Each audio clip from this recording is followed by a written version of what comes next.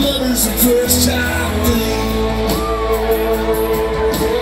Roll out a window and let your fingers next to the songs the radio plays. I want some pecking when we're mumbling and shaking. Lots of cards in a hurricane. Let's drink to saltwater summer.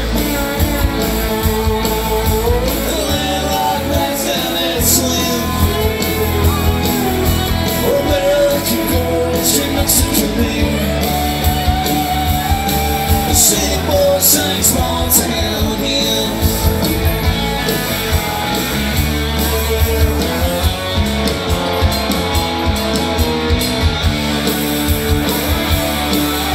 Well, failure it runs to the vein to this city. Hidden enemies left me biting back. All just dreamers chasing disasters. Reaching for the skyline, falling through the cracks. Saltwater summer. The landlocked nights down and slim. Where better-looking girls drink Mexican beer. And city boys sing small town hymns. You're just a two-pack habit with a southern accent. And I'm a pearl snap poet with bad tattoos. Well, take my hand, cause things might get messy. Sink or swim, only you have to leave. Well, let us drink some saltwater summer. The landlocked nights down at Slim's. Well, better-looking girls in Mexican beer. The city boys sing small town.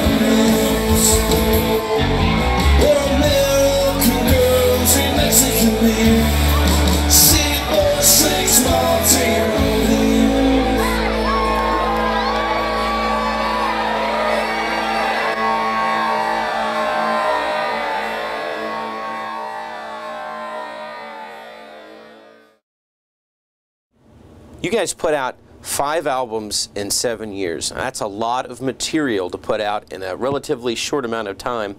Did you ever worry about getting writer's block? Did you suffer from writer's block?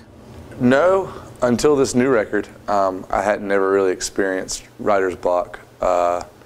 Songs just kind of came, and when we got 10 or 11 songs, we would go into the studio and record them and put them out. After Burn.Flicker.Die came out, it was probably at least a year before I wrote a song.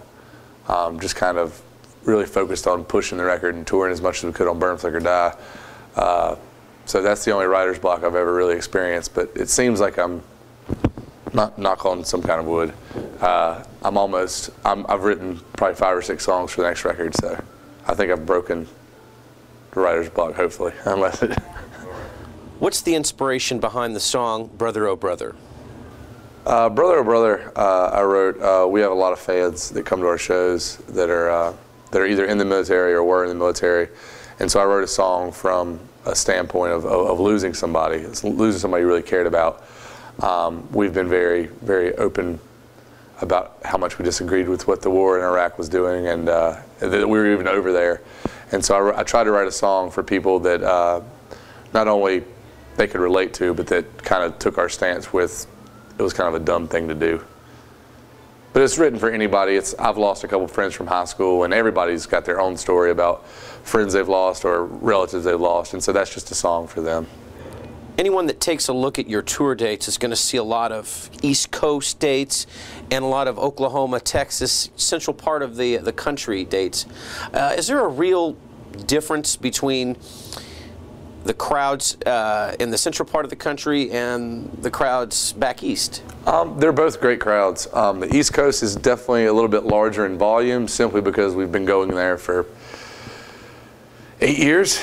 And Texas, we've only been doing Texas and Oklahoma for the last 2. But there's the same kind of urgency in the fan base. There's the same kind of, you know, there's no such thing as like a mediocre American Aquarium fan. Everybody knows every word to every song, or they hate us.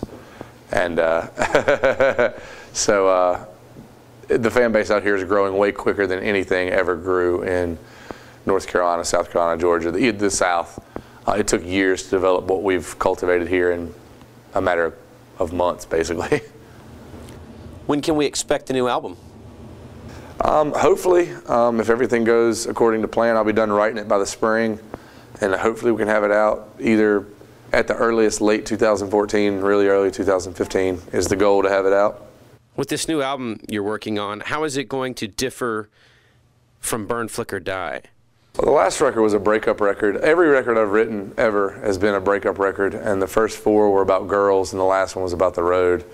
We were just kind of at our wits' end. We weren't getting along.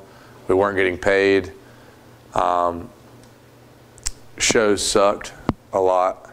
It was just a really bad time for the band, so we kind of were like, we're going to make one more record, and if it doesn't do good, this is it. Or we need to start thinking about it being the end. And luckily for us, it took off, and it's the record about not making it is the record that's allowed us to continue to do it. So it's kind of ironic. Okay, guys, what is your favorite breakfast cereal? Fruity Pebbles. Cinnamon Toast Crunch. Pass. Pass. Lucky Charms. I never was a cereal guy. Unacceptable. Sorry. It doesn't have meat in it.